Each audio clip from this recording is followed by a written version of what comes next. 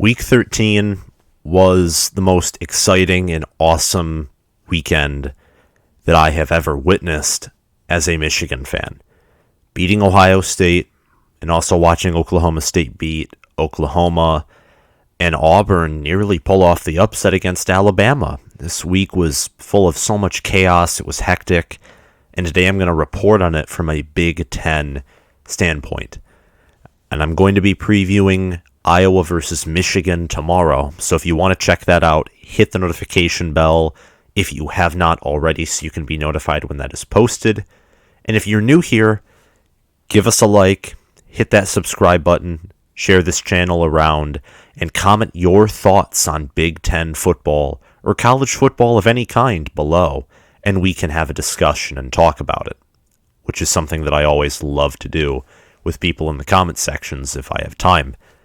Anyway, we're going to go through my power rankings first, then discuss Michigan's matchup with Ohio State and Wisconsin's versus Minnesota's, the two matchups that truly determined who was going to be in Indianapolis.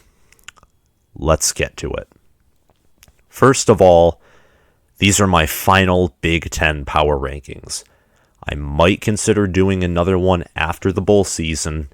I am not doing one after championship game, and I have a reason behind that, and we'll get to it. But I'm going to discuss these teams one by one, naming what I expected them to go first, or what I thought I expected them to go, and then naming, their current record and why I have them in their place and what they've improved upon.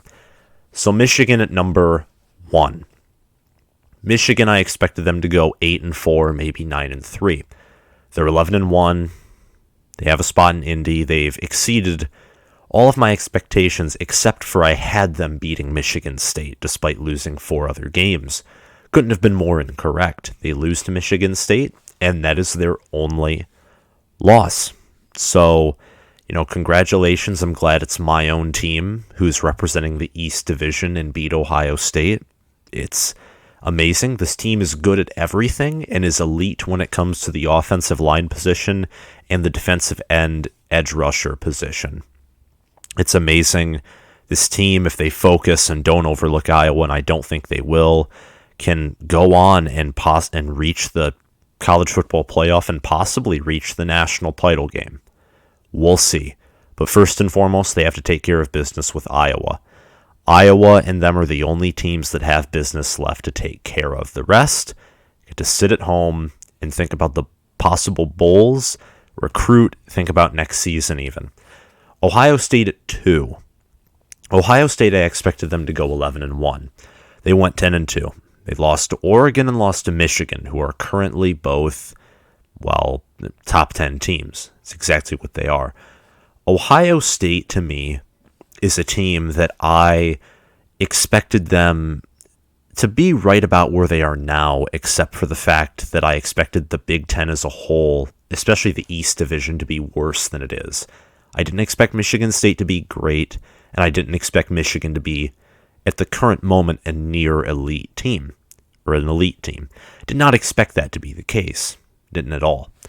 Ohio State is a team that is great to a lead on the offensive side of the ball. They need a lot of improvements on the defensive side of the ball. They need a lot of them. They can't stop the run. They can't stop the pass in critical moments. It just is what it is. They need a new defense. And this is, since 2018, which is 4 years, they've only had 1 year with a good defense. 18, 20, 21, you haven't had a good defense. And this is the first year where it's bit them in the butt. But I'm pretty confident Ryan Day will have them back at it. I have them at number 2. Them and Michigan are pretty close, despite Michigan's dominant win, because Michigan won at home, and I still respect Ohio State and what they have done this year and all their talent. Michigan State, I had them, this is probably my biggest miss of all time, going 4-8. And I thought Tucker was a decent head coach, and I thought the transfer portal idea was genius. I just thought it would take another year before it worked itself in, especially with how hard the schedule looked.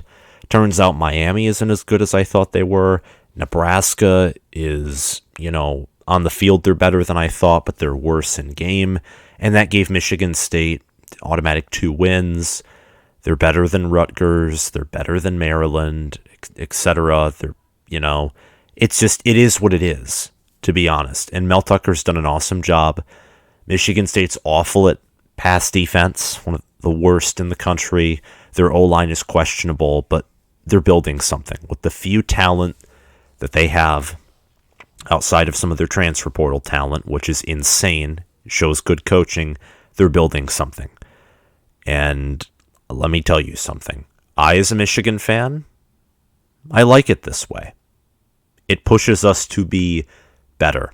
And, Michigan State, Ohio State, Michigan, all in the top 3 just shows the dominance of the East. Iowa, I had them exactly where they are. I'm not going to talk about them much except the fact that they face Michigan. And I'm not talking about them as much because they did exactly what I thought they would. Great defense, forced turnovers, disciplined, porous offense, 10-2. It just is what it is again. And if Michigan's caught napping, expect Iowa to make the game close or possibly win it. Again, neither of these teams should take each other lightly, and I don't think either will. It's going to be a great Big Ten championship game. Again, my thoughts on that game tomorrow. Wisconsin at 5th. Wisconsin, I still think, is the better team than Iowa. They have a higher ceiling. Wisconsin would have provided, in my opinion, a better challenge to Michigan. It doesn't matter, though, because Iowa finds ways to win, whereas Wisconsin, partially because of their schedule, they had to face Michigan in the regular season. They died because of their hard schedule. They can't face tough teams, good teams, with the exception of Penn State on their schedule. Notre Dame, Michigan, Minnesota's kind of a chaos team. It could never get past them. It's crazy. I had them going 12-0 and winning the West, losing to Ohio State in the championship game. And here we are. They're 8-4. All the games they lost, I did not expect them to lose. So Paul Chryst needs to figure out his offense. Purdue at 6th, another big miss. A lot of these teams are misses. I'd say Minnesota, Iowa, and Ohio State in my top 7 are the closest to what I predicted them to be. Purdue, I thought, was going to go around the area of 3-9, 2-10, maybe 4-8, 5-7. I didn't think things were going in the right direction after 2019 and 2020, and I couldn't have been any more incorrect. They're 8-4. They're a deadly team. If you're caught napping, if they win their bowl game, they're 9-4 and might deserve a top 25 spot. You never know. So, what a job by Jeff Brom. Aiden O'Connell is something else. They're strong in the passing game, and they do have an NFL guy in their D-line. They have a sneaky good defense, but their run game and their defense against explosive teams can sometimes be an issue for them. And then Minnesota, again, a team who I actually guessed somewhat correctly. I thought they would go 9-3, and they went 8-4. Did not expect the loss to Bowling Green, but still. Minnesota, a team that, despite all the injuries, they found a run game. They have an O-line. Tanner Morgan is worse than I thought he would be, and the defense is all around solid. So what a job by PJ Fleck bouncing back after a rough start to the season. Penn State, I hit dead on the doornail with their record. I predicted 7-5. Here they are, 7-5. And people thought I was crazy. And granted, there's so many others that I got wrong that I'm not going to, want an award or a cookie for it. But James Franklin is an incompetent head coach. And his staff, are you kidding me? What are you doing? I mean, you hired Mike Yurcich, and your offense is nothing. The only thing I got wrong for Penn State was some of the games that they would lose or win, and the fact that their offense was the issue instead of their defense, which I don't know why I thought that, because Brent Pry is a great DC. Glad that he got the Virginia Tech job. But Penn State, as Michigan, Ohio State, and Michigan State are getting tougher, they're in the exact same position Mark D'Antonio was at Michigan State in his later years. You're going to have to evolve. get tougher or you're going to die, and it's going to be ugly. Number 9, Maryland. Maryland, this is the last team on this list who is going bowling. Illinois could make it because of their high academic progress rate, and there's not enough 6-win teams to go, so maybe that makes it 10. Illinois and Maryland, pretty similar teams. Maryland only beat them by a field goal. They do have some talent there. Both teams do. And their coaching is their main difference.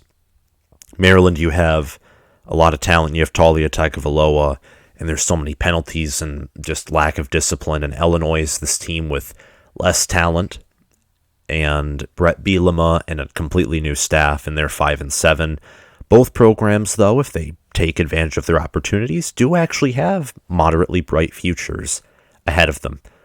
Rutgers is kind of in its own category. Greg Schiano was expected to go about this route, go around 5-7, maybe 6-6, finish 6th in his division, and he has.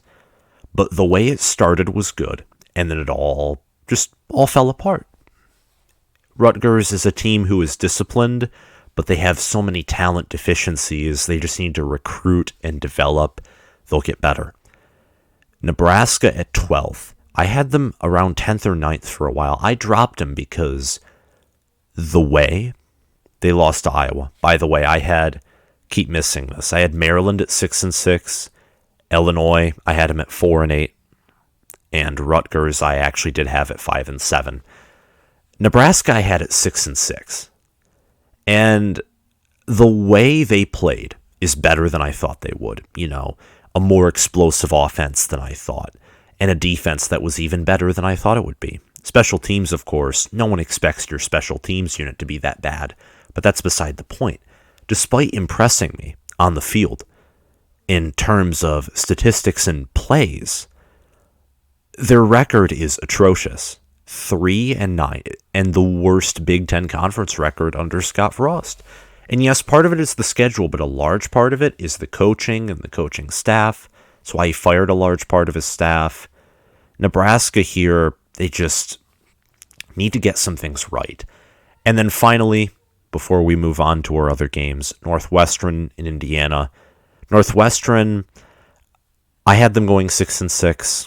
Which is actually lower than a lot of people thought, and my logic was the exact same reason as to why they went 3-9. Pat Fitzgerald, listen, because of the academic restrictions and how Northwestern is a small school, they can't really recruit well. So when they have a big year and they get guys drafted in the NFL because Pat Fitzgerald is a good coach, they bottom out. And that's exactly what happened here. They absolutely bottomed out. Anyone calling for this man's job, give him another year or two, and then look again. I guarantee you next year they'll go bowling. The year after that, maybe contend for Indy once again. Indiana has a lot more questions surrounding it because they returned a lot of guys. Penix looked awful. Micah McFadden is a stud. Isn't getting recognized, though, because his team is 2-10. Indiana, by far, is the worst team in the Big Ten as this year ends, and one with a lot of questions entering the offseason. That's my power rankings. Comment what you think about them below. We are going to go over and now discuss the two games that helped shape the teams in Indy. First of all, Michigan finally beating the Buckeyes. Listen, both of these programs, Ohio State fans are mad. There were reports on message boards saying that some OSU fans, and the ones watching these videos definitely don't feel this way. Most of the Ohio State guys that are subbed to me are very competent, kind individuals. Some of the ones who aren't, though, are saying that CJ Stroud is a mole and needs to be kicked off the team. So that's going on. But neither program should be ashamed because Ohio State, this is going to happen at some point anyway. No team can have as much dominance as you have had and then have it end in a painful fashion one day. Can't happen. And Ohio State, you're not a bad team. You're 10-2. You blew out the team, destroyed. Worst Michigan State or second worst Michigan State loss in their history. You caused that against the team who beat us. You're a good football team. I actually have you in at 5th in my own top 25. 5th. I think you're a good team. I just think that Michigan, and I didn't even expect this either, and I'm a Michigan fan. I predicted Ohio State to win. Michigan just proved themselves to be better than 5th, interestingly enough. It's fascinating, in fact. I mean, this game is determined by who runs the football better. And eventually, I'm thinking of this stat as I see Hassan Haskins and Blake Corum run for big chunks of yardage for how Michigan normally runs against Big Ten teams, which hasn't been overall impressive, by the way. And I'm thinking, if this stat is true, then Michigan is going to win the football game just outright. It's not even going to be close. It's not going to be controversial. Michigan's just going to win. And they ended up doing that. They ran for 297 yards, 7.2 yards per carry along a 55. We only passed for 190 yards, 9. Here's the key to why Ohio State didn't win the game despite throwing for nearly 400 yards. We had 9.5 yards per pass. They had 8 yards per pass. Ohio State had to fight for every inch. Every inch of turf that they gained, they had to fight. And they actually had more TOP than Michigan did, Ohio State, because Michigan made them chew clock. Michigan made Ohio State play what everyone expected Michigan to play. Ball control and throwing more. I mean, I'd presume that everyone thought Michigan was going to throw the ball more because Ohio State's run defense looked so good. And this game was just really interesting. If you're a Michigan fan, feel proud. And this team, I don't think, is overlooking Iowa. So our playoff chances are good. And if you're Ohio State, you have ruled the Big Ten for ages. And who says that this isn't just a blip in the road? I mean, seriously. It's not known that this is the new Jim Harbaugh, that Jim Harbaugh is all of a sudden this elite coach who can outcoach Ryan Day. It was one game. Your first Big Ten loss was to a Michigan team who might have been better than 2020, OSU, and is probably better than every Big Ten team in 2019, except Ohio State, and possibly better than any Big Ten team in 2018. You faced a amazing Michigan team in their house on a snowy day. It's just facts. It's absolute facts. And Ohio State was outgained in total yards, first downs, basically everything except total passing yards, and time of possession. Michigan, ironically, had lost the turnover battle and still managed to win by 15 points. So this game is impactful. It totally, this game was for the East. I said that in my preview video, and I was excited that it was for the East. And I think it deserves to be for the East more often than it does not. Some stars of the game, listen, CJ Stroud, if Kenneth Walker, who I think still deserves it, doesn't win it, Stroud should. He threw for 394 yards, 2 touchdowns, 34 of 49, and had an 83.8 QB rating. And listen, he was passing behind an O-line that, struggled to block all game. He got sacked 4 times. Pressure was in his face. He still made amazing throws. And his receivers, who should also be stars, Jackson Smith and Jigba, Wilson, and Chris Olave, made some pretty amazing catches. Ohio State's passing game in itself was a star. And then Michigan, it was literally everyone on the offensive and defensive side. Cade McNamara, he threw a pick, but 13 of 19, 159, and an 82 QB rating. I mean, aside from the pick, he did not make a single mistake. He made NFL-type throws. He led his receivers to be wide open. And then Michigan's receivers, being underrated, actually, got behind guys like Burke, Ohio State's best corner, and especially the Michigan running attack. Hassan Haskins with 28 carries, 169 yards, 6 yards per carry, and 5 touchdowns. And Blake Corum with only 6 carries. I think he's still coming off that injury. I think if he was fully healthy, he would have reached the end zone, possibly. 6 carries, 87 yards, 14.5 yards per carry. This game was amazing, and if you're an Ohio State fan, listen, I feel for you. I have felt disappointed and beaten down for years, and I'm not going to be toxic about it either. It was a good game. Next year will once again be a challenge, and you will have the home field advantage, and I promise you that Ryan Day is going to be focusing on this game from this very day until it happens.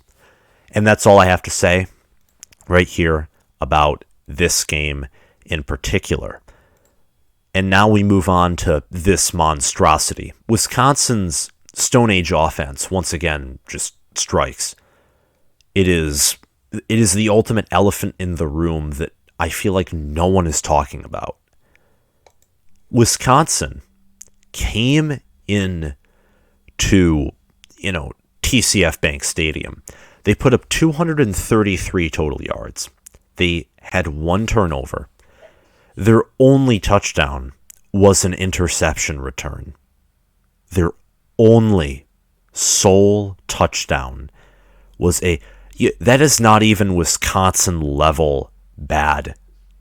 That is Iowa. That is Iowa level bad. Wisconsin came in, and I don't even know what kind of game plan there was. They looked awful. Absolutely awful. Mertz did everything he could have to help this team lose. He went 21 of 38, 171 yards, and a pick. And Morgan, who has played pretty bad all year, 11 of 16, 199 yards, a touchdown, and the one ugly pick six. The one.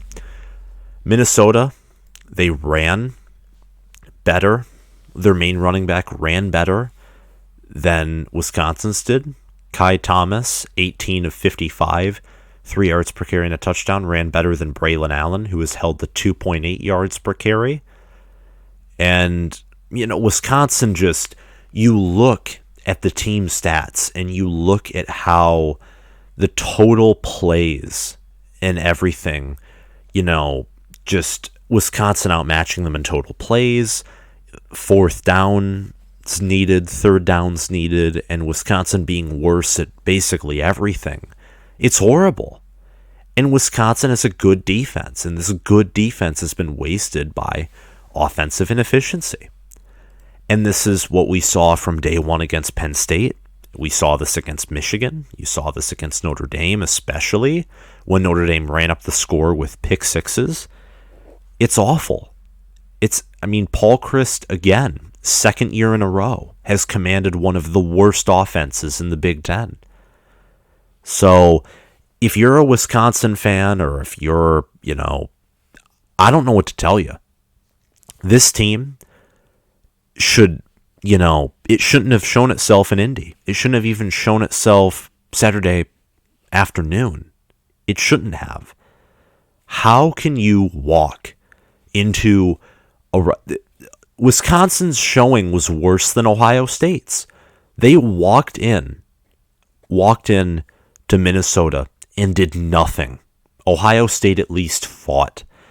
Ohio State, in the 4th quarter, was converting 4th downs and putting the ball in the end zone, and even trying to stop Michigan.